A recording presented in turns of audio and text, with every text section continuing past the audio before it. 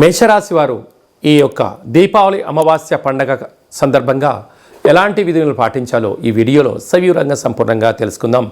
మేషరాశిలో ఏ నక్షత్రాలు వస్తాయనగా అశ్విని నక్షత్రంలోని 4 పాదాలు, భరణి నక్షత్రంలోని 4 పాదాలు, కృతికా నక్షత్రంలో 1 పాదం కలిపితే మేషరాశి. చాలామందికి పుట్టినటువంటి కాల సమయంలో డేటా బర్త్లు లేనటువంటి కారణం వలన పేరు యొక్క మొదటి అక్షరాన్ని అనుసరిస్తూ ఆ రాశిని తెలుసుకునే ప్రయత్నం చేద్దాం. చూ, చే, చో, లా, లి, లు, లే, లో, ఆ అక్షరాల వారందరూ కూడా మేషరాశి జాతకులే. మేషరాశికి అధిపతి కుజ భగవానుడు.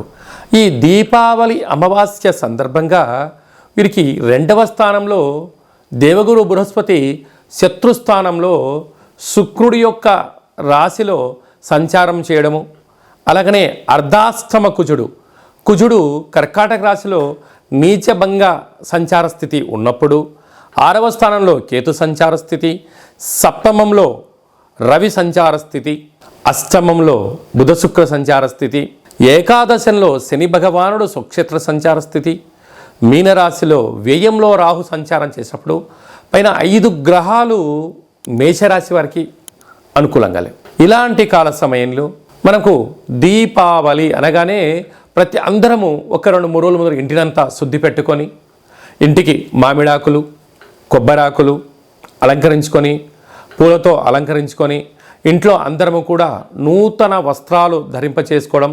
కనుక మేషరాశి వారు వీలైతే మంచి కనకాంబర్ కలర్ కలిగినటువంటి అంటే లైట్ రోజ్ కలిగినటువంటి వస్త్రాలను ఏర్పాటు చేసుకొని ఎర్రటి గుమ్మడికాయను వాహనాలకు, గృహాలకు దిష్టి తీసి పగలగొట్టుకోవడము, అలాగనే పాలతో మహాలక్ష్మీదేవి అమ్మవారికి అభిషేకం చేసుకొని ఈ పాలను రావి చెట్టు దగ్గర పొయ్యడం వలన గ్రహ దోషాలు తొలగి గ్రహయోగం మేషరాశి వారు సొంతం అవుతుందని చెప్పి గమనించాలి. కనుక మేషరాశి వారు ఇలా వీలైతే చేసుకోండి. దీపావళి అమావాస్య సందర్భంగా స్వాతి నక్షత్రము శుక్రవారం రోజు వచ్చినప్పుడు వృషభ రాశి వారు ఎలాంటి విధి విధానాలు పాటించడం వలన మహాలక్ష్మీదేవి అమ్మవారికి ఆశీస్సులు ఎలా పొందాలో ఈ వీడియోలో సవివరంగా సంపూర్ణంగా క్లుప్తంగా తెలుసుకుందాం.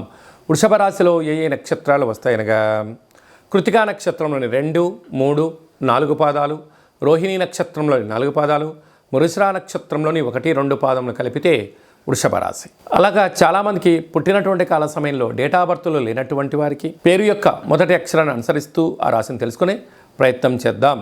ఈ, పు, ఏ, ఓ, వా, వి, వు, వే, ఓ అక్షరాల వారందరూ కూడా వృషభ రాశి జాతకులే. వృషభ రాశి యొక్క అధిపతి శుక్ర భగవానుడు.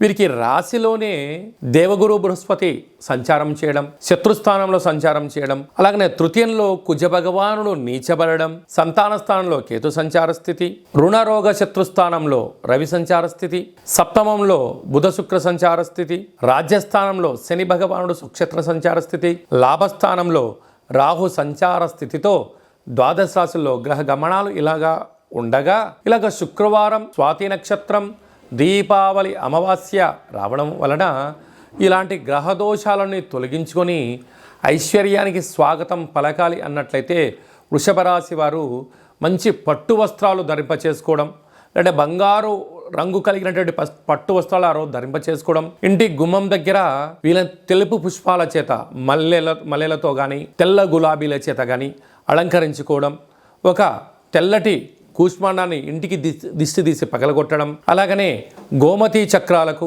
లక్ష్మీ గవ్వలతో పంచామృతాలతో పాలు, పెరుగు, తేనె, నెయ్యి, చక్కెరలతో మహాలక్ష్మీదేవి అమ్మవారికి అభిషేకం చేసుకోవడం వలన మనకు వృషభ రాశి వారికి విపరీతమైన రాజయోగం మీ సొంతమవుతుందని చెప్పి గమనించాలి. మిథున రాశి వారు దీపావళి అమావాస్య సందర్భంగా శుక్రవారం స్వాతి నక్షత్ర సందర్భంగా వచ్చినప్పుడు ఈ కార్తీక మాసంలో నిత్యము ఐశ్వర్యానికి, ఆనందానికి, లక్ష్మీ కటాక్షానికి స్వాగతం పలకాలి అనుకుంటున్నట్లయితే ఈ వీడియోలో సవివరంగా సంపూర్ణంగా తెలుసుకుందాం. మిథున రాశిలో ఏ నక్షత్రాలు వస్తాయనగా మృగశిర నక్షత్రంలోని 3వ పాదం, 4వ పాదం, ఆరుద్ర నక్షత్రంలోని 4 పాదాలు, పునర్వసు నక్షత్రంలోని 1, 2, 3 పాదములు కలిపితే మిథున రాశి. చాలామందికి పుట్టినటువంటి కాల సమయంలో డేటా బర్త్లో లేనటువంటి వారందరికీ పేరు యొక్క మొదటి అక్షరాన్ని అనుసరిస్తూ రాశిని తెలుసుకునే ప్రయత్నం చేద్దాం. క, కీ కు ఖం అజ్ఞ ఛ కే కో హ అక్షరాల వారందరూ కూడా మిథున రాశి జాతకులే. మిథున రాశి యొక్క అధిపతి బుధుడు. అలాగనే వీరికి 2వ స్థానంలో కుజుడు సంచారం చేస్తూ ధనస్థానంలో నీచబడడం, అర్ధాష్టమ కేతువు, 5వ స్థానంలో రవి సంచార స్థితి, 6వ స్థానంలో బుధ శుక్ర సంచార స్థితి, భాగ్యస్థానంలో శని భగవానుడు సుక్షేత్ర సంచార స్థితి, రాజ్యస్థానంలో రాహు సంచార స్థితి, వ్యయంలో దేవగురు బృహస్పతి సంచారం చేయనప్పుడు కొంత కాలమానం అనుకూలంగా లేదు అని ఎప్పుడైతే మీకు అనిపిస్తుందో, అంటే వాస్తవంగా గ్రహాలు చాలా మంచి యోగమైన మంచి ఉన్నతమైనటువంటి యోగ స్థితిలో మిథున రాశి వారికి ఉంది.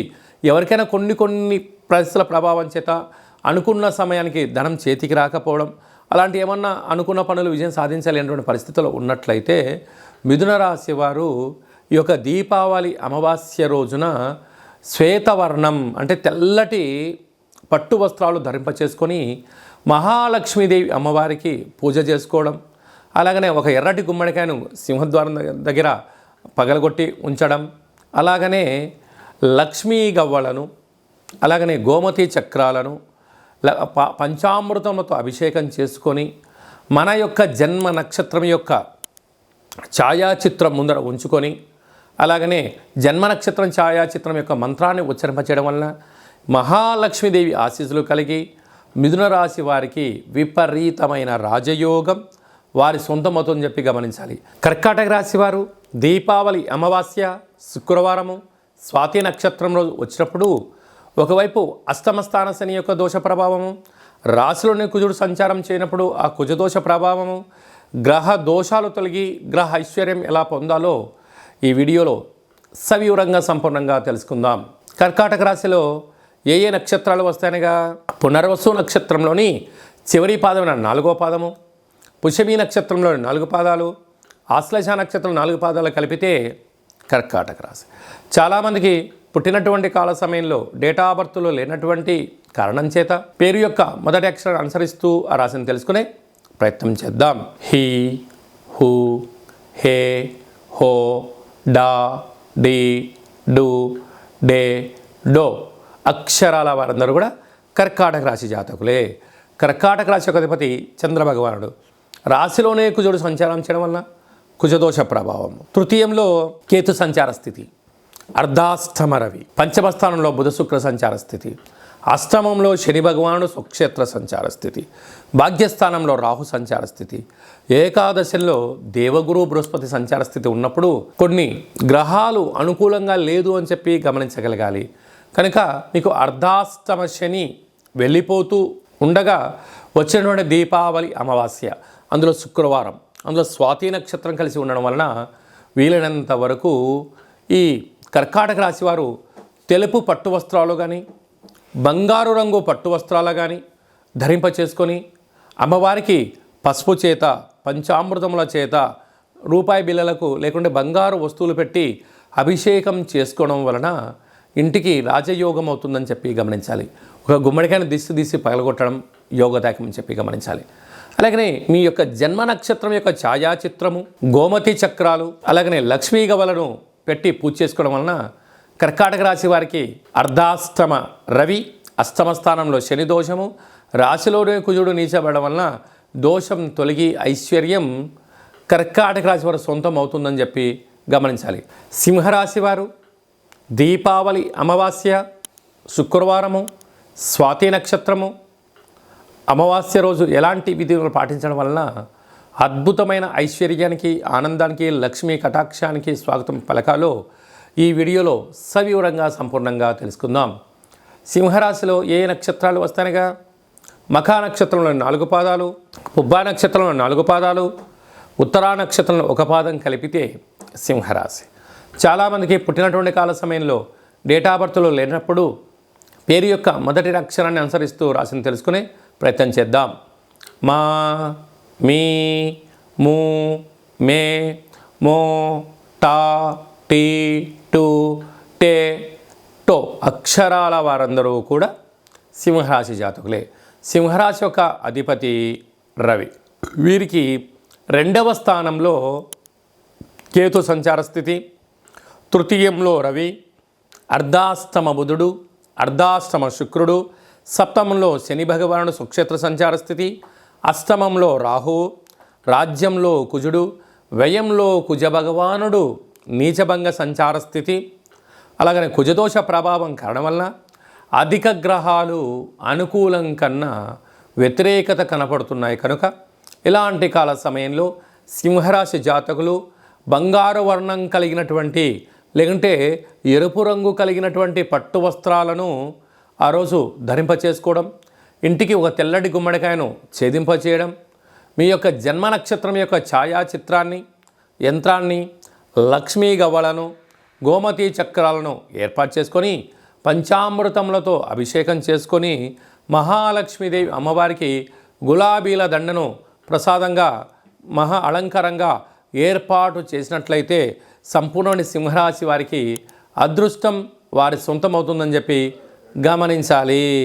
కన్యరాశి వారు దీపావళి అమావాస్య శుక్రవారము స్వాతి నక్షత్ర సందర్భంగా మహాలక్ష్మీదేవి అమ్మవారిని ఇంటికి స్వాగతం ఎలా పలకాలి, మనకు ఉండబడినటువంటి దరిద్ర దేవుని ఎలా బయటకు పంపించుకోవాలి, ఎలాంటి రాజయోగం పొందాలో ఈ వీడియోలో సవివరంగా సంపూర్ణంగా తెలుసుకుందాం. కన్యరాశిలో ఏ నక్షత్రాలు వస్తాయి అనగా ఉత్తరా నక్షత్రంలోని 2, 3, 4 పాదాలు, హస్త నక్షత్రంలోని 4 పాదాలు, చిత్తా నక్షత్రంలోని 1, 2 పాదం కలిపితే కన్యరాశి. చాలామందికి పుట్టినటువంటి కాల సమయంలో డేటా బర్త్లు లేనటువంటి కారణం వలన పేరు యొక్క మొదటి అక్షరాన్ని అనుసరిస్తూ ఆ రాశిని తెలుసుకునే ప్రయత్నం చేద్దాం. టో, పా, పీ, పు, షా, అణ, ఠ, పే, పో అక్షరాల వారందరూ కూడా కన్యరాశి జాతకులే. కన్యరాశి యొక్క అధిపతి బుధ భగవానుడు. వీరికి రాశిలోనే కేతు సంచార స్థితి, 2వ స్థానంలో రవి సంచార స్థితి, తృతీయంలో బుధ శుక్ర సంచార స్థితి, షష్టమంలో రుణరోగ శత్రుస్థానంలో శని సంచార స్థితి, సప్తమంలో రాహు సంచార స్థితి, భాగ్యంలో దేవగురు బృహస్పతి సంచార స్థితి, లాభస్థానంలో కుజుడు నీచబడడం వలన గ్రహయోగం కన్నా గ్రహదోషం అధికంగా ఉండడం వలన అనేక రకాలుగా ఇబ్బందులు పడుతున్న వారందరూ కూడా కన్యరాశి జాతకులు వీలైనంత వరకు తెలుపు పట్టు వస్త్రాలు కానీ ఎరుపు పట్టు వస్త్రాలను ధరింపచేసుకోవడం, ఇంటి గుమ్మం దగ్గర కూష్మాండ దీపాన్ని ఏర్పాటు చేయడం, అలాగే ఒక గుమ్మడికాయను పగలగొట్టడం, మహాలక్ష్మీదేవి అమ్మవారికి ఆశీస్సుల కోసం మీ యొక్క జన్మ నక్షత్రం యొక్క ఛాయాచిత్రాన్ని పూజా మందిరంలో ఉంచుకోవడం, జన్మ నక్షత్రం ఛాయాచిత్రం యొక్క యంత్రానికి దండం పెట్టుకోవడం, గోమతి చక్రాలు, లక్ష్మీ గవ్వలు, పంచామృతములతో అభిషేకం చేసుకోవడం వలన గ్రహదోషం తొలగి ఐశ్వర్యం ఆనందం కన్యరాశి వారి సొంతమవుతుంది.